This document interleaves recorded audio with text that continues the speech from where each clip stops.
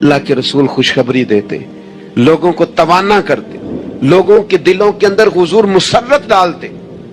वाक्षी आ गए, वाक्षी जिन्होंने हजरत अमीर हमजा को शहीद किया था। कितना गम दिया नबी पाक को, कितने आंसू बहाए रसूल करीम ने। तो जनाब वाक्षी ने पैगाम भेजा कि मैंने इतने अजीम आदमी को शहीद किया है, मेरी भी तौबा कबूल हो जाएगी। मैं सच्चे दिल से आ जाऊं तो कबूल कर लिया जाऊंगा। ये मेरे महबूब का अंदाज है बिशारत देने का।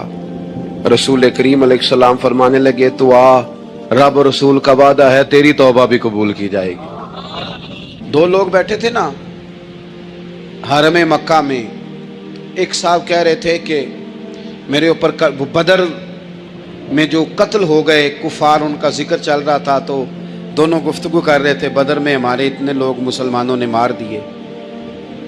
तो एक उनमें कहने लगे कि अगर मेरे ऊपर कर्ज ना होता और मेरे छोटे छोटे बच्चे ना होते तो मैं तो तलवार लेके जाता और मदीना शरीफ जाके माज़अल्लाह बदला ले आता। दूसरा कहने लगा, मैं देता हूँ ना तेरे बच्चों का खर्चा भी और मैं तेरा कर्जा भी उतारता हूँ, तू जा। उसने कहा पक्की बात है? कहा हाँ, कर्जा भी मैं उतार दूंगा, तेरे बच्चों का खर्च भी उठाऊंगा, तू जा। उसने खंजर तैयार किया, तलवार तैयार की, घोड़े पे बैठा, गले में वो तलवार उसने अपने डाली और मदीना शरीफ आ गया। इत्तेफाक की बात यह कि मुलाकात हजरत उमर से हुई। जनाब उमर कहने लगे, मुझे तेरी नीयत ठीक नहीं लगती। पकड़ा, किधर आए हो? कहने लगा, मैं तो बदर के कैदियों के बारे में बात करने आया। फरमाया तलवार लेके, तलवार लेके चल, तुझे हुजूर के पास लेके जाता हूं। नबी करीम की बारगाह में ले गए तो हुजूर फरमाने लगे, कैसे आए हो? कैसे आना हुआ? कहने लगे, जी मैं तो बदर के जो कैदी आपके पास है उनकी बात करने आया था। तो हुजूर फरमाने लगे, चल फिर बाकी की मैं सुनाऊं। ख्याल आया मुसलमान नेक व बद पहचान जाते हैं, मोहम्मद आदमी के दिल की बातें जान जाते हैं सल्लल्लाहु ताला अलैहि वसल्लम। फरमाया मैं सुनाऊं? हुजूर क्या? फरमाया तुम और फलां बिन फलां वहां बैठे हुए थे ना हरम मक्का में, फलां पहाड़ के साथ टेक लगा के, और तुमने ये कहा था ना कि कर्जा ना होता, बच्चे छोटे ना होते तो बदर के मकतूलीन का मैं बदला लेता। ये सारा कुछ तय करके फिर आए हो तलवार लेके, और यहां कहते हो मैं कैदियों के बारे में बात करने आया था। उसके तो पसीने छूट गए, वो तो बेहाल हो गया। उसने कहा, इसका तो सिवाय उसके और मेरे किसी को नहीं पता, और अगर आपको पता चल गया है तो फिर आप अल्लाह के सच्चे रसूल हैं। तो हुजूर, अगर आपको पता चल गया है कि मैं कत्ल करने के इरादे से आया हूं, मैं माज़अल्लाह बदला लेने आया हूं, अल्लाह करे आपको समझ आए मेरी बात की। यानी एक तो ये है कि बंदा वो पकड़ा गया है, और एक ये कि किसी को पता चल गया है कि ये इस काम आया है। फिर लोग जब माफी देते हैं तो बड़ी कहानियां सुना के देते हैं, ऐसे नहीं देते। हुजूर, अब आपको पता चल गया है तो क्या करेंगे? तो हुजूर फरमाने लगे, तू बताना तेरे साथ क्या करें। उसने कहा कि मैंने सुना है आप माफ बड़ा कर देते हैं। यानी ये घर से को प्यार करने नहीं आया, फूलों का गुलदस्ता लेके नहीं आया, तलवार लेके आया है। लेकिन ये मेरे महबूब का हौसला है, और आया भी ऐन मुसलमानों के बीच है, जो चाहे इसके साथ कर सकते हैं। इसने कहा माफ कर दें, तो हुजूर ने फरमाया जा, मैंने माफ किया। हुजूर ने माफ किया। वो कहता, हुजूर माफ कर रहे थे और रब मेरे दिल में ईमान को ताजगी अता फरमा रहा था। हुजूर ने माफ किया और मैंने कलमा पढ़ना शुरू कर दिया। माफी दें, जब कोई माफी का मुतालबा करे तो उसे माफी। सबसे मुश्किल काम होता है लंबी लिस्ट वाले दुश्मन को माफ करना। लिस्ट जिसकी लंबी हो ना गलतियों की, एक आध गलती तो माफी हो जाती है। कुछ लोगों की लिस्ट भी बड़े कुछ आदि मुजरम भी होते हैं, लिस्ट लंबी होती है, उनको माफी देना भी थोड़ा सा मुश्किल होता है। लेकिन कमाल भी ये है कि जिसकी लिस्ट लंबी हो उसे यक जुम्बश कलम बंदा माफ कर दे। को छुट्टी हो गई, जा तुझे माफ किया। और ये हमें क्यों करना चाहिए कि मेरा रब भी ऐसे करता है, मेरा रब भी ऐसे, वो गिनवाता तो नहीं ना, ये भी किया, ये भी किया, ये भी किया। हुजूर फरमाते हैं, जरा सुनना हदीस, हुजूर फरमाते हैं, کچھ لوگوں پہ اللہ کرم کی چادر ڈال کے نا قیامت والے دن، یہاں بھی اس نے پردہ رکھا تھا تو وہاں بھی کرم کی چادر ان پہ ڈلے گی، تو اللہ فرمائے گا یہ گناہ کیے تو چھوٹے چھوٹے گناہ اس کے گنوائے جائیں گے، یہ اب وہ ڈرے گا، چونکہ پتہ تے سارا ہے نا سردار نو کیتیاں دا، اب وہ ڈرے گا، چھوٹے چھوٹے گناہ اس کے گنو، تو اس کا خیال ہے بڑے بڑے بھی نہ سامنے آ جائیں، چھوٹی چھوٹی غلطیاں اس کی گنوائی جا رہی ہیں، جو ڈر رہا ہے، کانپ رہا ہے۔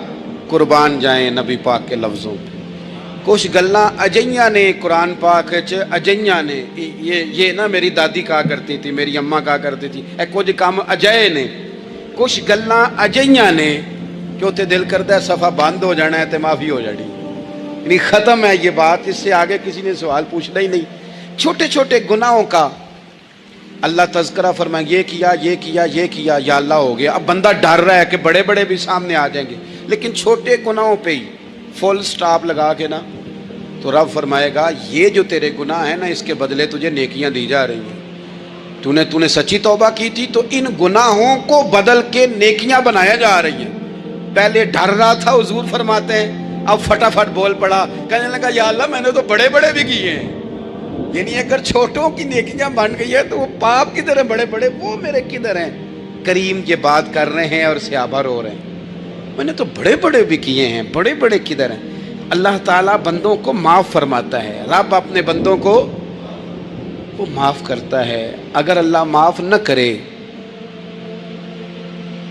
تو جتنے جرم ہمارے رب کو ہمارا پتہ ہے، بتاؤ سویرے روٹی ملے، سانس ملے، شعور قائم رہے، جب مالک اتنا معاف کرتا ہے تو ہم اس کے بندوں کو کیوں نہیں معاف کرتے؟ کر دیں معاف۔ پکے لوگ کھڑے تھے، پکے دشمن کھڑے تھے فتح مکہ کے دن حضور کے سامنے، اور کچھ لوگ ایسے ہوتے ہیں جن سے امید نہیں ہوتی، اپنے ہوتے ہیں کہ یہ والا جملہ، اور بندہ کہتا ہے یار تجھے تو نہیں نہ کہنا چاہیے تھا، کوئی اور کہتا مجھے، کہتے ہیں، یہ نہ سمجھیں کہ لوگ کہتے نہیں، کہنے والے، یہ بات ہی آپ چھوڑ دیں کہ کوئی آپ کو کچھ کہے گا نہیں، یہ چھوڑ دیں۔ مخلوق تو اس طرح کی بات ڈھونڈ کے لاتی ہے کہ انسان پریشان ہو جاتا ہے کہ یار میں یہ کر سکتا تھا، میں نے کیا نہیں، اور جو میں نے کیا نہیں وہ تو نے میرے کھاتے ڈال دیا ہے۔ ایسے لوگ سامنے کھڑے ہو گئے فتح مکہ کے دن کہ جن کے چہروں سے ان کی زیادتیاں عیاں ہو رہی، ان کے ظلم چھلک رہے تھے چہروں سے، حضور کے سامنے کھڑے ہیں، کانٹے بچھانے والے بھی، روڑے مارنے والے بھی، گلے میں رسیاں ڈال، سارے کھڑے ہیں۔ حضور نے فرمایا بتاؤ تمہارے ساتھ کیا سلوک کروں؟ انہوں نے کہا آپ کریم ہیں، تو حضور نے پتہ کیا کہا؟ قرآن پاک میں ایک سورہ یوسف ہے، کچھ لوگوں کو لفظ قصہ بھی بڑا برا لگتا ہے، تو اللہ فرماتے ہیں نحن نقص علیک احسن القصص، محبوب ہم آپ کو ایک سونا قصہ سنانے لگے، اس کو اللہ نے قصہ کہا، سونا قصہ، سورہ یوسف کو۔ تو سورہ یوسف کیا ہے بھلا؟ ذرا انداز دیکھیے سورہ یوسف کا۔ پہلے حضرت یوسف لاڈلے ہیں باپ کے، لاڈلے، پھر اسی جناب یوسف کے منہ پہ تماچے ہیں، پھر وہی جناب یوسف کنویں میں ہیں، پھر کنویں سے بچ گئے، کنویں میں گرا بھی بندہ کبھی بچتا ہے، بچ گئے، اللہ کی شان ہو تو بچ جاتا ہے، بچ گئے، فرماتے ہیں میں نے سمجھا بچ گیا ہوں، جب بچ گیا تو بڑی تکلیف ہوئی، بھائیوں نے کہا ہمارا غلام ہے، ہم نے بیچنا ہے، سگے بھائیوں نے بیچا، جو باپ کی طرف سے سگے تھے بیچا، فرماتے ہیں میں بکا، اب بڑا پریشان تھا کہ یار کبھی آپ غور کریں نا کسی کا ریٹ لگ جائے، فرماتے ہیں اب بڑا پریشان تھا، اور جب میں مصر میں گیا تو میں کونے میں کھڑا ہوں اور لوگ مجھے خرید رہے ہیں۔ محبت میں یہ قصہ سنانا تو آسان ہے کہ بی بی اڈی لے کے آ گئی تھی، پر جو بیچ رہا ہے اس کا بھی تو حال دیکھو نا کیا ہے، اس کا ریٹ لگ رہا ہے، یہ بھی تو بڑی۔ اور جناب یوسف کہتے ہیں پھر عزیز مصر نے خرید لیا تو بادشاہ کے گھر گیا تو کچھ سکھ کا سانس آیا، یہ حضرت یوسف ہیں، یہ لاڈلے ہیں، فرماتے ہیں سکھ کا سانس لیا ہی تھا کہ جناب زلیخا نے الزام لگایا، اور وہ غلطی معاذ اللہ جس کا تصور بھی نہیں، اس کی پاداش میں سالوں جیل کاٹا، لیکن خدا کی حکمت ہے نا، اللہ کا کرم ہے نا، جس ملک کے وہ قیدی تھے رب نے اسی ملک کا حکمران بھی بنا دیا. یہ اللہ کی حکمت ہے نا, تقاضے ہیں نا. صبح کے تخت نشین شام کے مجرم ٹھہرے, ہم نے پل بھر میں نصیبوں کو بدلتے دیکھا. وہ جو چاہے جب چاہے کر دے. تو جب وہی بھائی مجبور ہو کر سوالی بن کر سامنے آئے ہیں, پتہ کیا ہوتا ہے, بندہ معاف کر دیتا ہے. بہت سارے لوگ معاف کرتے ہیں پر کہانیاں سنا کے, پتہ جنا ادو کی آخیا ساجے, پتہ جنا ادو کی کیتا ساجے, پھر پتہ جنا تسی یہ بھی آندے سو. یہ ساری کہانیاں سنا کے. لیکن حضرت یوسف کے سامنے کھڑے ہو گئے. جناب یوسف نے بات چھیڑی کوئی نہیں, فرمایا تم سے بات ہی کوئی کرنی, جاؤ تمہیں سارا کچھ معاف کیا. اب جب یہ لوگ مکے والے حضور کے سامنے کھڑے, اس طرح معافی دینی چاہیے. یہ جب سامنے کھڑے ہوئے تو حضور نے فرمایا پتہ ہے تمہارے ساتھ کیا سلوک کرنے والا ہوں؟ کہا حضور نہیں. فرمایا وہی جو جناب یوسف نے بھائیوں کے ساتھ کیا تھا. پچھلا صفحہ پلٹنا ہی کوئی نہیں, جاؤ تمہیں معاف کیا, جاؤ تمہیں معاف کیا, جاؤ تمہیں معاف کیا. اور صرف معاف نہیں کیا, ساتھ عزت بھی دی. سب سے زیادہ مقابلے تو حضرت ابو سفیان نے کیے تھے نا, آخر تک وہ آئے تھے. آج وہ کلمہ پڑھ رہے ہیں, سردار ہیں, کلمہ پڑھ رہے ہیں. تو نبی پاک نے صرف معافی نہیں دی, عزت بھی دی. فرمایا جناب ابو سفیان چونکہ اب مسلمان ہو گئے ہیں, میں سب کو معاف کرتا ہوں. جو اپنا اندر سے دروازہ بند کر لے اسے بھی معاف کرتا ہوں, اور جو ابو سفیان کی حویلی میں آ جائے اسے بھی معاف کر دوں گا. تو ابو سفیان وہ کہتے ہیں میں حیران ہی ہو گیا کہ اتنی بڑی بات, معافی بھی دی اور ساتھ عزت بھی دی. تو آج جو سبق آپ کی خدمت میں نے عرض کیا ہے, اس کو آپ امید ہے یاد رکھیں گے. ایک تو یہ کہ معافی مانگ لیں. اگر کسی جگہ ہمارا معافی مانگنا اگر ہم سمجھتے ہیں, ہمارا دل ضمیر گواہی دیتا ہے کہ مجھے معافی مانگنی چاہیے, تو معافی مانگے. اور دوسرا پھر معافی دیں بھی, اور معافی دیں, سیاسی صلح نہ کریں. معافی دیں تو پھر واقعی دیں, دل سے دیں. اسلامی تعلیمات کے اندر دو قسم کے حقوق اللہ تعالیٰ نے انسان کے ذمے لگائے ہیں. ایک حقوق اللہ ہیں اور ایک حقوق العباد ہیں. حقوق اللہ بھی بڑی ضروری ہیں. بعض لوگ حقوق العباد کی بات کرتے کرتے حقوق اللہ کا معاملہ انتہائی سادہ کر دیتے ہیں. وہ بھی بڑے ضروری ہیں. یعنی کیوں بندہ فارغ بیٹھا ہے اور بیٹھے بیٹھے اس نے بلا وجہ کیوں نماز چھوڑ دی؟ اسے کوئی مصروفیت نہیں تھی, کیوں اس نے نماز کا ترک کیا؟ ڈھیر سارے جوانوں کو میں دیکھتا ہوں کوئی خاص کام نہیں ہے, لیکن اس کے باوجود وہ جماعت کے ساتھ نماز ادا نہیں کرتے. تو عرض کرنے کا مقصد یہ ہے کہ کیوں نہیں جماعت کے ساتھ نماز پڑھی جا رہی؟ قرآن مجید نے کہا کہ وَرْكَعُوا مَعَ الرَّاكِعِينَ, رکوع کرنے والوں کے ساتھ کرو. بلا وجہ لوگ زکوٰۃ کے معاملے میں حیل و حجت سے کیوں کام لیتے ہیں؟ جب زکوٰۃ ضروری ہے تو اسے ادا کرنا چاہیے. اسی طرح بہت سارے لوگ ہیں جو مالی وسعت کے باوجود حج کے لیے حاضری نہیں دیتے, تو انہیں جانا چاہیے. حقوق اللہ کا جو معاملہ ہے اس میں بھی کوئی کمزوری دکھانے کی, مثلا میں کہتا ہوں کہ مجبوری کیا تھی؟ سحری کے لیے رمضان شریف میں جن لوگوں کو اٹھنا ہوتا ہے وہ اٹھتے ہیں کہ نہیں اٹھتے؟ تو اسی طرح روٹین میں بھی اگر ہم نماز کی طرف توجہ کریں, ایک بڑا طبقہ ہے جو نماز کی طرف توجہ نہیں کرتا. حقوق اللہ کا معاملہ میں دیکھتا ہوں کہ ہم ٹائم نکال کے دوستوں کے پاس جاتے ہیں, وقت نکال کے اپنے ماں باپ کو, اپنے احباب کو, رشتہ داروں کو ٹائم دیتے ہیں. کیوں ٹائم نہیں نکلتا نفل پڑھنے کے لیے؟ ہمیں اپنی ضرورت کی چیزیں سیکھنی پڑتی ہیں, تو کیوں ٹائم نہیں ہمارے پاس تلاوت کلام پاک کے لیے؟ اللہ تبارک و تعالیٰ کی بارگاہ کی حاضری کا ذوق بنائیں. دوسرا معاملہ ہوتا ہے حقوق العباد کا. یہ شریعت اسلامیہ میں انتہائی نازک مسئلہ ہے. انسان معاشرتی طور پر بہت سارے لوگوں سے وقت گزارتا ہے, اٹھتا بیٹھتا ہے. کچھ لوگ ایسے ہوتے ہیں جن کے حقوق اس کے ذمہ زیادہ ہوتے ہیں, کچھ کے کم ہوتے ہیں. جیسے ماں باپ کے حقوق زیادہ ہیں, نسبتاً چچا کے ماموں کے حقوق اس سے کم ہیں. نسبتاً اساتذہ کے مشائخ کے حقوق اس درجے کے نہیں جس درجے کے ماں باپ کے حقوق ہیں. ہمارے ہاں بہن بھائیوں کے حقوق نسبتاً زیادہ ہوتے ہیں, دوست احباب کے حقوق اس سے کم ہوتے ہیں، لیکن بہرحال ایک دوسرے کا حق ہمارے ذمے آتا ہے۔ اچھا، پھر اللہ تعالیٰ نے اپنے فضل سے ایک تقسیم بنائی ہے کہ کسی کو فیکٹری کا مالک بنا دیا ہے، کسی کو مزدور بنا دیا ہے، کسی کو ادارے کا پرنسپل بنا دیا ہے، کسی کو استاد بنا دیا ہے، کسی کو اللہ تبارک و تعالیٰ نے کسی مقام پہ مینیجر بنایا ہے اور کسی کو اسی ادارے میں چوکیدار بنایا۔ یہ تقسیم ہو گئی۔ اب اس میں نزاکت پیدا ہو جاتی ہے کہ جو مالک ہے اس نے زیادہ خیال رکھنا ہے مزدور کا، اپنے ورکر کا، اپنے ملازم کا، چوکیدار کا، اس نے زیادہ خیال رکھنا ہے۔ ہوتا یہ ہے کہ ہم جتنے زیادہ بڑے ہوتے جاتے ہیں اتنے زیادہ آرام پسند ہوتے جاتے ہیں۔ ہمارا یہ خیال ہوتا ہے کہ حق تو صرف ملازم کا ہے کہ وہ ہمارا خیال رکھے، حق تو صرف مرید کا ہے وہ پیر صاحب کے لیے ہر طرح کا ادب بجا لائے، حق تو صرف شاگرد کا ہے۔ حالانکہ جو آدمی جتنا بڑا جاتا ہے اس کی نظر اتنی زیادہ وسیع ہونی چاہیے اور اس کو زیادہ نزاکت کے ساتھ چیزوں کو سمجھنا چاہیے۔ اگر آپ کا دعویٰ ہے کہ مجھے اللہ نے بڑائی دی ہے اور میں کچھ لوگوں پر اللہ نے مجھے حاکم بنایا ہے، تو پھر زیادہ انسان کے دل میں، ذہن میں وسعت ہونی چاہیے اور زیادہ باریکی۔ چلیں، یہ زیادہ ضروری نہیں کہ آپ سب لوگوں کو مطمئن کر سکیں، اطمینان ان کے دلوں کو پہنچانا یہ ضروری نہیں، چونکہ ڈیمانڈ مختلف ہوتی ہے نا ہر آدمی کی۔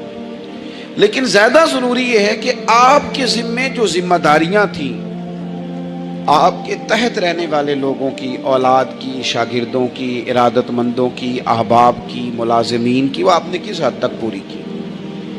نبی پاک صلی اللہ تعالیٰ علیہ وسلم نے ہمیں حقوق العباد کے معاملے میں زیادہ احتیاط کرنے کا کہا ہے، اور حضور سید عالم علیہ السلام نے صحابہ کے بھرے مجمع میں سے یہ سوال کھڑا کیا، فرمایا تم مجھے بتاؤ مفلس کون ہے، غریب، تنگ دست اور بالکل تہی دست بندہ کون ہے؟ ہمارے ہاں سارے لوگ، یہ رمضان شروع ہوتا ہے تو لوگ کہنا شروع کر، پیر صاحب دعا منگو، حالات بڑے خراب ہیں۔ مثلا کیا خراب ہے حالات؟ شامی روٹی نہیں لبدی، حالات صرف یہ خراب ہیں کہ پڑوسی نے پجارو لے لی اور مجھے نہیں ملی، اتنے ہی حالات خراب ہیں، اس سے زیادہ تو نہیں۔ حالات اتنے ہی خراب ہیں کہ جو باہر بھائی چلا گیا تھا اس نے فلانی سوسائٹی میں پلاٹ لے لیا، میں پیچھے رہ گیا ہوں، اس سے زیادہ تو کوئی ایسا معاملہ نہیں۔ کتنے سارے لوگ ہیں جو اس بات کا اظہار کرتے ہیں۔ پھر میں نے یہ دیکھا ہے کہ بلا وجہ کے بعد لوگ شکوے کرتے ہیں، دیکھو جی میرا بھائی ہے، میرا دوست ہے، میرا رشتہ دار ہے، پڑوسی ہے، تو اس نے گاڑی بدل لیا ہے، موبائل بدل لیا ہے، فلانی چیز اس نے لے لیا، میرا خیال نہیں رکھا۔ بھئی مثلا آپ کا کیا خیال رکھنا چاہیے تھا؟ نہیں، اس نے موبائل لیا ہے 3 لاکھ کا، آپ کا خیال ہے کہ میرا یہ خیال رکھتا کہ 1.5 کا مجھے لے دیتا، 1.5 کا وہ یہ لے لیتا۔ یہ مطالبہ غلط ہے شریعت میں۔ آپ کے جو ذمے، اس کی ذمہ داریاں جہاں تک بنتی ہیں وہاں تک تو وہ ادا کرے گا۔ دیکھیں نا، شریعت اسلامیہ بڑا پیار کرتی ہے بندے کے ساتھ، تو کھرب پتی بندے پر بھی شریعت نے یہ نہیں قدغن لگائی کہ تو کھرب پتی ہے تو اس طرح کر 40% زکوٰۃ دے، یہ نہیں کہا۔ لاکھ پتی بھی 2.5% ہی دے گا اور ارب کھرب پتی بھی 2.5% ہی دے گا۔ اگر اس کے دل میں وسعت اللہ نے پیدا کیا تو وہ لوگوں کا خیال کرے۔ تو حقوق العباد کے معاملے میں بعض تو ہمارے مطالبات ہیں جو مطالبے سرے سے درست نہیں، سرے سے ٹھیک نہیں، لیکن جو بعض اوقات ہمارے وجود سے، لہجے سے، آنے جانے سے ٹھیس پہنچ جاتی، میں پرسنلی بعض چیزوں کو نوٹ کرتا ہوں اور مجھے ان کا بڑا خیال رہتا ہے۔ میں محسوس کرتا ہوں کہ نہ چاہتے ہوئے بھی ہمارے رویے سے بعض لوگوں کو تکلیف ہوتی ہے، نہ چاہتے ہوئے۔ تو حقوق العباد کے مسئلے میں ہم زیادہ کمزور ہو جاتے ہیں۔ آج یہ سوچنا ہے کہ وہ جو میری ذمہ داریاں ہیں، جو شریعت نے، دین نے، اسلام نے، اور کچھ میں نے خود کہیں شاگرد بن کر، کہیں ارادت مند بن کر، کسی جماعت کا ممبر بن کر، کسی مسجد کی ذمہ داری لے کر، کسی ویلفیئر کام کی ذمہ داری لے کر، کسی غریب کی ذمہ داری لے کر، کسی مزدور کی ذمہ داری لے کر، جو میں نے اپنے اوپر خود چیزیں ضروری قرار دے لی ہیں، میں ان میں کہاں تک کامیاب ہو سکا ہوں اپنی ذمہ داریوں کا۔ حضرت معاویہ بن خدیج رضی اللہ تعالیٰ عنہ ایک صحابی ہیں، وہ فرماتے ہیں کہ مجھے حضرت عمر نے کہیں بھیجا تھا جہاد کے لیے، تو میں وہ کامیابی کی خبر لے کر دوپہر کو لوٹا۔ تو عرب شریف کے اندر چونکہ گرمی زیادہ ہوتی ہے، میں نے مناسب نہیں سمجھا کہ میں حضرت عمر کو دوپہر کو جگا کے خبر دوں کہ حضور بے فکر ہو جائیں، اللہ نے کامیابی دے دی۔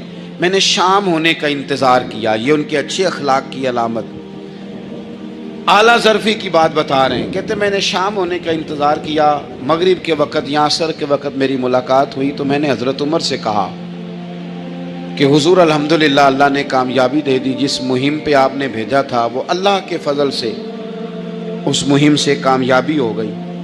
تو حضرت عمر فرمانے لگے دیر سے کیوں آئے؟ مجھے تو امید تھی کہ تم سرے دوپہر آ جاؤ گے۔ میں نے کہا حضور میں دوپہر کو ہی گیا تھا، دوپہر کو ہی گیا تھا، پر سوچا کہ آپ آرام میں ہوں گے۔ کیا جواب ہے، اور کیا اس جواب کے اندر بہت سارے لوگوں کی ترجمانی ہے۔ حضرت عمر فرمانے لگے آرام کرتا تھا میں، پر وہ دور گزر گیا، اب تم دوپہر کی بات کرتے ہو، اب تو رات کو بھی کم ملتا ہے۔ وہ تھا ایک دور، اب جب اپنے ذمے خود ذمہ داریاں زیادہ لے لی، اب کیا پتا کہ کوئی کہاں سے چل پڑا ہے تجھے ملنے کو۔ وہ دور گزر گیا جب تو سوتا تھا، من چاہی زندگی بتاتا تھا، اب تو نے خود یہ فیصلہ کیا ہے۔ اب تو میں بھائی تم دوپہر کی بات کرتے ہو، میں تو رات کو بھی گشت کرتا ہوں کہ کوئی ضرورت مند تو نہیں، کوئی حاجت مند تو نہیں۔ تو جو ہمارے ذمہ داریاں ہیں ان میں نازک حد تک، امام بہقی روایت لائے ہیں، ایک صحابی تھے جو حضور کو ہنسایا کرتے تھے، حضور کو ہنساتے تھے، نبی پاک کو بڑے پیارے تھے۔ اس طرح کے بھی کچھ بندے ہونے چاہیے، اس طرح کے بھی کچھ بندے۔ صحابہ کرام علیہم رضوان فرماتے ہیں جب حضور غم امت میں پریشان ہوتے تھے تو ہم منتظر ہوتے تھے کہ کبھی وہ ہنسانے والا آج آ جائے نا، دو چار باتیں ایسی کر جائے نا ہنسانے والی، تو معاملہ ٹھیک ہو جائے۔ کچھ لوگ ایسے ہوتے ہیں جن کو دیکھ کے ہی چہرے پر تازگی آ جاتی، مثل تعویذ ہوتے ہیں نا کچھ لوگ، وہ جب بھی ملتے ہیں شفا ہوتی ہے۔ تو یہ حضور کے پاس بیٹھے ہوئے تھے اور ہنسانے والی گفتگو کر رہے تھے، تو نبی پاک بھی ان سے باتیں کرنے لگے۔ تو بات کرتے کرتے نا حضور نے انگلی ان کی طرف بڑھائی تو ان کے وجود کو انگلی لگ گئی۔ ایک تو وہ روایت ہے نا کہ صفیں سیدھی کراتے وقت حضور تیر کے ساتھ صفیں سیدھی کرا رہے تھے تو ایک صحابی کے پیٹ پہ لگ گیا، انگلی لگ گئی۔ عجیب دیوانے ہیں، کہنے لگے آپ نے مجھے تکلیف دی ہے، معاذ اللہ انگلی چبھو دی، میں نے تو بدلہ لینا ہے۔ ہمارے ہاں مسئلہ یہ بن گیا ہے کہ کوئی بڑا آدمی بھی اپنے آپ کو قانون کے حوالے نہیں کرتا۔ ملک سے لے کر امت مسلمہ کے کل مسائل تک ہمارے ملک کے اندر ہر بندہ، اس کا مزاج ہوتا ہے کہ وہ اپنے آپ کو قانون سے بالا تر سمجھتا ہے۔ لائن میں لگنا لوگ پسند نہیں کرتے، یہ ایک بہت بڑا مسئلہ ہے۔ حضور صلی اللہ علیہ وسلم کی انگلی لگ گئی تو وہ کہنے لگے آپ نے تو مجھے تکلیف دی ہے، میں تو بدلہ لوں گا۔ تو حضور نے فرمایا لے لے بدلہ۔ اپنے آپ کو قانون کے حوالے بڑا آدمی جب کرتا ہے تو قانون کی عزت بڑھتی ہے، قانون کا وقار بڑھتا ہے، سوسائٹی کے اندر پھر طاقتور قانون ہو جاتا ہے۔ لیکن جب غریب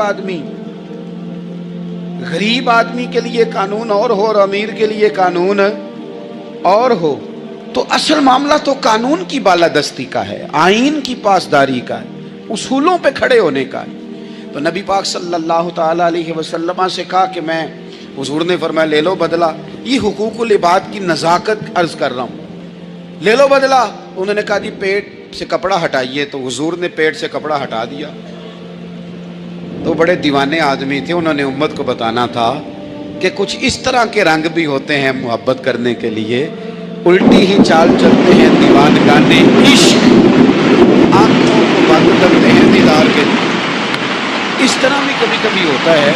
کپڑا حضور نے ہٹایا تو انہوں نے نبی پاک کے جسم نور کو چومنا شروع کر دیا، کہنے لگے دن بڑے ہو گئے تھے، موقع نہیں کو بن رہا تھا، تو چلو یہ ایک موقع ملا ہے، حضور آپ کو کسی کے ساتھ زیادتی کر سکتے ہیں، تو میں تو موقع تلاش کر رہا تھا، اور میرے بھائی نماز کا بھی موقع تلاش کرتے تھے صحابہ، جہاد کا بھی موقع ڈھونڈتے تھے، پر محبوب سے محبت کا بھی موقع ڈھونڈتے تھے۔ اور آخری بات یہ کہ جس طرح ہم نے لوگوں سے معافی لینی ہے اور معافی دینی ہے. اسی طرح جہاں ہم سے شرعی قباحتیں ہوئی ہیں، اخلاقی کمزوریاں ہوئی ہیں، ایک بات تو اچھی طرح سمجھ لیں کہ نفل پڑھنے سے حقوق العباد نہیں معاف ہوتے، وہ بندے سے معافی مانگنے سے ہی ہوتے. ساری رات کو بندہ تسبیح پڑھے اور کہے کہ میں نے اماں کی نافرمانی کیا تو معافی ہو جائے گی، نہیں، وہ اماں ہی معاف کرے گی تو معافی ہوگی، وہ ابا ہی معاف کرے گا تو پھر ہی معافی ہوگی.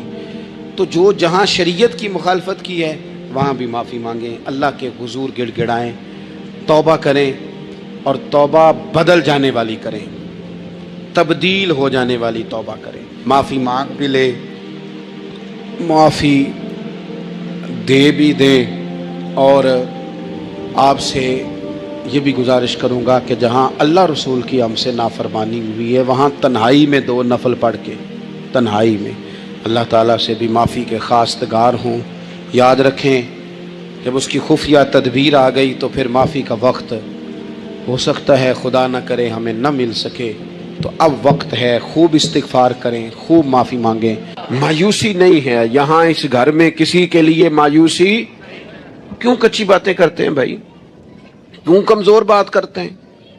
او جی مجھے یہ زیادہ ڈپریشن کب پھیلتا ہے، یہ زیادہ انزائٹی کب ہوتی ہے لوگوں کو؟ کہتے ہیں جی میں ہی ناکام کیوں ہوں، فلانا آگے نکل گیا، میں ہی پیچھے کیوں رہ گیا ہوں. تو میں کہتا ہوں مثلاً آپ کیا پیچھے رہ گئے؟ آپ کا قد کاٹ ہے، آنکھیں ٹھیک ہیں، ہاتھ ٹھیک ہیں، پیر ٹھیک ہیں، قد سب کے حساب سے بڑا ہوا ہے. گھر آپ سوچتے ہیں پیچھے آگے پیچھے جانے کا کیا مطلب سمجھتے ہیں آپ کے پیسے ہوں تو بندہ آگے جاتا ہے. کتنے پیسے تھے سیدنا بلال کے پاس بتاؤ؟ آپ نے غلط جگہ کو ترقی کا نام دیا ہے. میں آپ کو سینکڑوں لاکھوں ہزاروں لوگ بتا سکتا ہوں جن کو پیسے گننے کا وقت نہیں ہے، لیکن سکون بھی زندگی میں کوئی نہیں، اطمینان قلبی بھی کوئی نہیں. اس چیز کا نام میرے دوستو آپ نے سکون رکھا ہے. اور آپ ایسے لوگوں سے ملے زندگی میں جن کے پاس پیسے ہیں صحت نہیں، وہ کہتے ہیں کچھ سارے لے جائے بس میری طبیعت ٹھیک ہو جائے. پوچھا تھا نا حضرت بہلول دانا پانی مانگا گرمیوں میں ہارون رشید نے، تو پانی کا پیالہ قریب کرنے لگے تو بادشاہ تھوڑی دیر پہلے بڑی باتیں کر رہا تھا کہ میں بادشاہ ہوں. تو حضرت بہلول دانا فرمانے لگے ایک بات تو بتا، اگر پوری سلطنت میں پانی نہ ملے تو کتنے کو دے دے گا تو؟ کہنے لگا جی آدھی سلطنت دے کے بھی پانی کا پیالہ لے لوں گا. تو آپ فرمانے لگے اگر یہ پانی تو پیے اور پھر خدا نہ خواستہ تیرا یہ پانی خراج نہ ہو، تکلیف ہو جائے، مسانے میں پیشاب نہ آئے، اور تو درد سے کر رہا ہے تو پھر کیا کرے گا؟ کہنے لگا جی اللہ معاف کرے، اس وقت تو دل کرے گا ساری سلطنت دے دوں. فرمانے لگے کیا نتیجہ نکلا دولتوں کا، حکومتوں کا کیا نتیجہ نکلا؟ او بھائی تیری صحت ٹھیک ہے، یہ بھی تو کامیابی ہے. او میرے بھائی تیرے گھر میں ماں باپ موجود ہیں، یہ بھی تو کامیابی ہے. رب نے اولاد دے رکھی ہے، چھوٹی کامیابی ہے. بہن بھائی ہیں، چھوٹی کامیابی ہے. کائنات کی سب سے بڑی کامیابی یہ ہے کہ تو محمد عربی کا کلمہ پڑھتا ہے، تو رسول اللہ کا غلام ہے. آپ دنیا میں گھوم کے دیکھیں، پی ایچ ڈی کی ڈگری رکھتا ہے، دنیاوی طور پر اتنا پڑھا ہے اور پوری دنیا میں بزنس کرتا ہے، سمجھدار ہے، لیکن رات کو جب کھڑا ہوتا ہے تو معاذ اللہ اپنے ہاتھ سے بنائے ہوئے بت کے سامنے کھڑا ہو جاتا ہے. تو پہلے دن سے رب کو سجدے کر رہا ہے، اسے بہت بڑی سعادت سمجھ، یہ بہت بڑی دولت ہے، اسے سمجھ. لیکن وہ ہمارے بچے اللہ جانے کس مایوسی کا شکار ہیں، کس پریشانی کا شکار ہیں، کس کمزوری کا شکار ہیں. آپ ان کمزوریوں سے باہر آئیں. میں تو کبھی کبھی اپنے احباب سے بھی کہتا ہوں، وہ میرے ایک دوست تھے، میں بھی علماء کے آئمہ کے حقوق پر بات کرتا رہتا ہوں، لیکن وہ ایک دوست تھے تو جنہوں نے کہا جی وہ لوگ پوچھتے نہیں مولویوں کو، فلان نہیں کرتے. تو میں نے انہیں کہا کہ آپ اتنا کمزور لہجہ نہ ظاہر کریں، فرض ہو گیا ہے کہ لوگ اٹھ کے آپ کو سلوٹ مارے. یہ دین کا طالب علم تو اتنی بڑی سعادت رکھتا ہے کہ ابھی اس نے ایک ڈگری بھی نہیں لی، پہلے دن گھر سے نکلتا ہے تو حضور نے فرمایا فرشتے پیروں کے نیچے پر رکھ دیتے. تو جس کو پہلے دن اتنا پروٹوکول ہے وہ کچا کیسے پڑ گیا؟ اس نے یہ کیا کہا کہ فلانا مجھے سلوٹ نہیں کرتا، نہیں کو کرتا تو نہ کرے. میں اپنے ادارے سے باہر نکل رہا تھا، تو ایک صاحب تو ان کا سٹائل بڑا انوکھا تھا. ویسے مجھے غصہ اتنا زیادہ نہیں آتا, کم آتا ہے. وہ نکل رہے تھے تو مجھے انہوں نے روکا بڑے خطرناک طریقے سے, رکے رکے جی رکے. وہ چابیاں لہراتے نکلے تو مجھے کہنے لگے کہ وہ ہمارا یہاں قریب ایک میرج ہال ہے, تو کھانا زیادہ پک گیا تھا ایک بارات کا, تو ورکروں کو بھی دیا تو پھر بھی بڑھ گیا ہے, تو اب ضائع ہو جائے گا, آپ منگا لیں طالب علموں کے لیے. اٹ سٹ تے پکھڑا کوار گندا لسی کچھ اور بھی بوٹیاں جاننے ہیں. تو میں نے اسے کہا, میں کہ یہ تو اگو نظر آیا نا مدرسے دے کول تو پھر یاد رکھی. میں کہ تو روٹی تکی نہیں جیڑی اسی کئی باری کھا انڈا بھی لیں گے, یہ گوشت مگر پھردا ہے, تو کیا کچی بات کرتا ہے, تجھے پتہ ہے ہم کون ہیں؟ ہم رسول اللہ کے دین کے نوکر ہیں. تو سمجھا ہی نہیں بات کو. تو ان بچوں کو کیا سمجھتا ہے؟ یہ طلباء ہیں, اور میں چھوٹا آدمی ہوں, بڑی بات کرتا اچھا نہیں لگتا, لیکن بڑی جلدی وقت آنے والا ہے, آپ دیکھیں گے سب سے زیادہ ایم فل کرنے والے انشاءاللہ مدارس کے بچے ہوں گے, سب سے زیادہ پی ایچ ڈی کرنے والے انشاءاللہ مدارس کے بچے ہوں گے, اور یہی چراغ جلے گا تو روشنی ہوگی. آپ دیکھیں گے یہ کس طرح سے نکلتے ہیں, میدانوں میں آتے ہیں. وہ آپ چھوڑ دیں کہ وہ دیہات میں کیا معاملہ, آپ نے دیکھا کسی مولوی صاحب کے ساتھ آپ آنے والا وقت دیکھیں کتنا اجالا لے کے آ رہا ہے, آپ روشنی دیکھیں کتنی چمکدار ہے, آپ سورج کی آب و تاب دیکھیں, ابھی تو ایک شعاع باہر آئی ہے اور پوری دھرتی پہ اس نے اپنی روشنی پھیلا دی. آپ دیکھیں, مایوسیاں نہیں, کمزوریاں نہیں, آپ اس محبوب کے ماننے والے ہیں جو خوشخبریاں دیتے ہیں, جو لوگوں کو تازہ دم کرتے ہیں. حضور نے تو ہر بندے کو خوشخبری دی ہے. کیا کہا مزدور کو؟ نبی پاک نے فرمایا جو محنت کرے رات کو تھک کے سو جائے نا, اللہ اس کے گناہ معاف کر دے گا. ایک بندہ گزر رہا تھا سامنے سے, تو صحابہ نے کہا دیکھے کتنی تیزی سے جا رہا ہے مال کمانے کے لیے, کاش اللہ کے رستے میں یہ تیزی دکھاتا. تو حضور فرمانے لگے اگر رزق حلال کمانے جا رہا ہے پھر بھی اللہ کے رستے میں ہی ہے, اگر اس لیے جا رہا ہے کسی کے سامنے ہاتھ نہ پھیلاؤں پھر بھی اللہ کے رستے میں ہی ہے, اگر اس لیے جا رہا ہے بیوی بچوں بہن بھائیوں پر خرچ کروں تو پھر بھی اللہ کے رستے میں ہے. تو تجارت کر رہا ہے, دکان پہ بیٹھا ہے, کاروبار کر رہا ہے, اور نبی پاک نے تجھے خوشخبری دی ہے, فرمایا بات سچ بول کے تجارت کرنا, جھوٹ نہ بولنا, بددیانتی نہ کرنا, کرنا تجارت ہی, بس سچ بول کے تجارت کرنا. اللہ قیامت کے دن نبیوں کے ساتھ جگہ عطا فرمائے.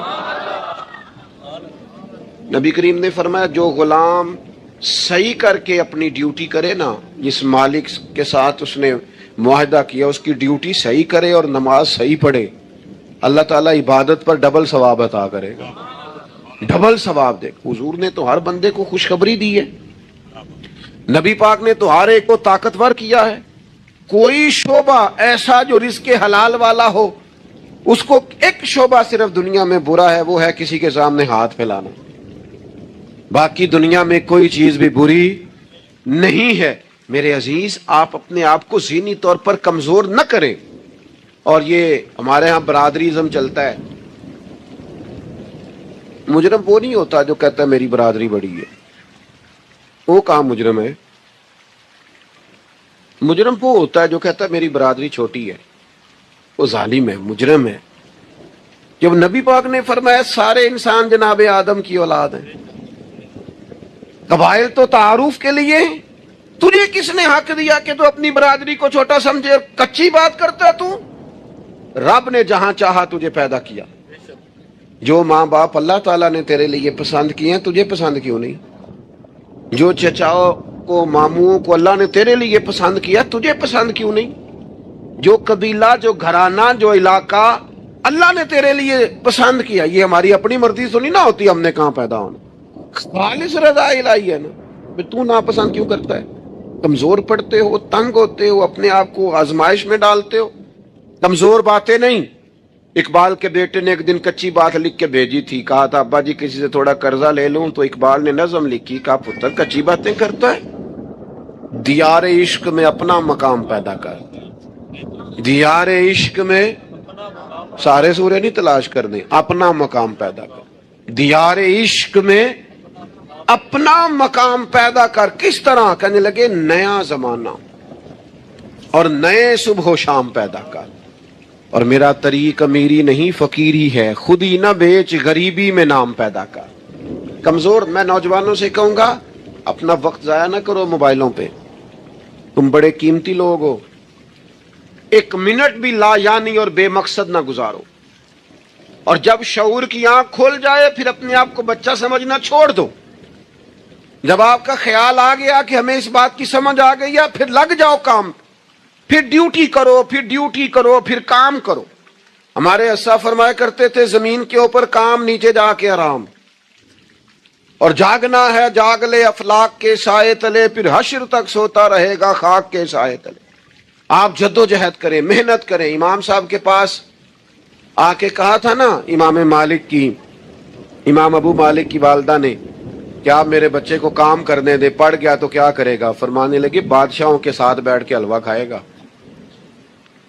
ہاں پڑھا اسے. اور امام صاحب خرچہ دیتے تھے اپنے اسٹوڈنٹ کا. مجھے کبھی کبھی ناراضگی ہوتی ہے بعض اساتذہ سے، جو میرے کلاس فیلوز ہیں ان سے مجھے ناراضگی. یہ بھی نا اقبال کہتے ہیں سبق شاہی ہے بچوں کو دے رہے ہیں خاک بازی کا. میں نے کبھی کسی مدرسے کے بچے سے نہیں کہا کہ آپ نے کسی کو کہنا چندہ دیں مدرسے سے، یا گھر میں کہنا. کیوں کہیں؟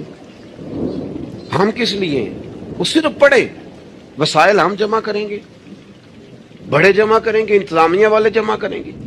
کبھی کمزوری نہ پیدا کرو. اقبال کہتے ہیں شکایت ہے مجھے یا رب خداوندان مکتب سے، سبق شاہی ہے بچوں کو دے رہے ہیں خاک بازی کا.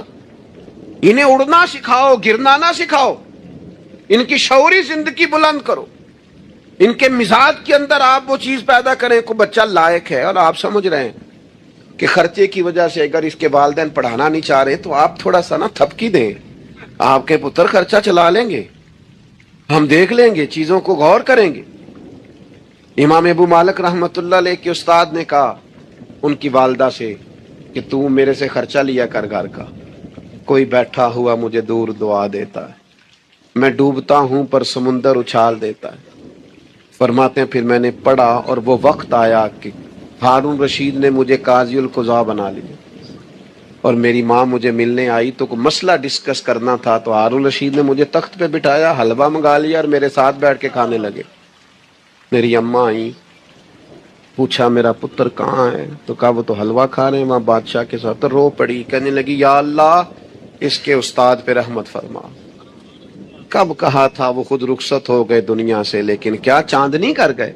میرے عزیزو کم ہمتی نہیں، کمزور. یہ کیا کیا ہے اتنے سارے اسلامی ممالک نے؟ آپ کٹھے ہوئے ہیں اور آپ نے کٹھے ہو کے صرف اسرائیل کو آپ دب کے جواب بھی نہیں دے سکے. کم ہمتی دکھائی آپ نے. آپ ایک بات بھی نہیں کر سکے، آپ کے اندر اتنی جرت بھی نہیں تھی آپ کلام کرتے. آپ یہی کہہ دیتے کہ ہم ان کے ساتھ ہیں. تم سے تو اچھے وہ لوگ ہیں جو کفرستان میں رہتے ہیں، غیروں کے ملک میں، اور فلسطین کے حق میں ریلیاں نکال رہے ہیں. کمزوروں تم تو بات بھی نہ کر سکے. یاد رکھنا ہمتیں، طاقتیں، تندرستیاں یہاں ہوتی ہیں. پورا باب ہے بخاری میں کہ انسان مال کا غنی نہیں ہوتا، دل کا غنی ہوتا ہے. آپ کا دل کتنا وسیع ہے. مولا علی شیر خدا کرم اللہ تعالی وجہ الکریم نے امام حسن سے فرمایا تھا بیٹا 3 لوگوں سے مشورہ بھی کبھی نہیں کرنا. ایک تو ہے نا دوستی کرنا، تعلق رکھنا، فرمایا مشورہ بھی نہیں کرنا. حضور کس سے؟ فرمایا بزدل سے مشورہ نہیں کرنا، وہ کبھی دلیری کی بات نہیں بتائے. اور لالچی سے مشورہ نہیں کرنا، جس کا دل ہی آزاد نہیں، ہر وقت لالچ میں الجھا ہوا ہے، کیا رائے دے گا. اور تیسرا فرمایا تھا کنجوس سے مشورہ نہ کرنا، جس کا دل بڑا نہیں دماغ کیسے بڑا ہو سکتا ہے. آپ طاقتور زندگی گزاریں، ذہنی طور پر اپنے آپ کو مضبوط رکھیں. حضور خوشخبری دیتے اور خوشخبری دینے کا حکم دیتے.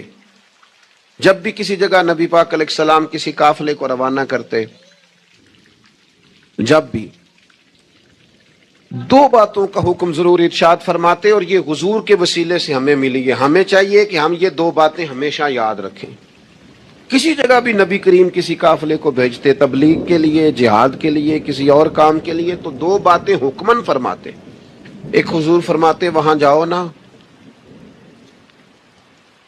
تو لوگوں پر آسانی کرنا، مشکل نہ کرنا. آسانی کرنا لوگوں پر. بوجھ نہیں ڈالیں آپ کسی پر.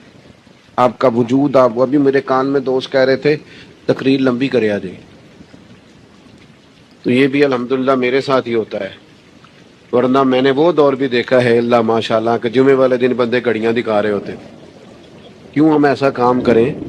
یہ سودا بڑا نکھرا ہوا سودا ہے.